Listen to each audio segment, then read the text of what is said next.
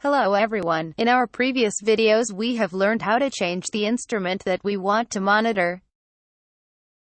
By clicking this drop-down list and change the instrument, we can monitor the specific instrument. In this video, let's learn how to change the time frame, the period.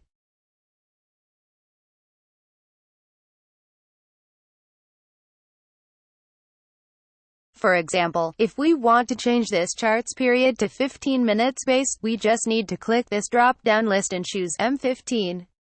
M15 stands for the period of 15 minutes.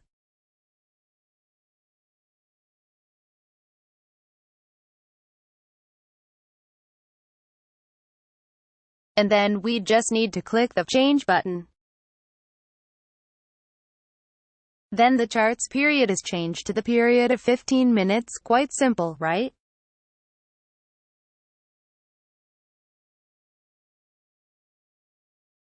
Thank you for watching. See you next time.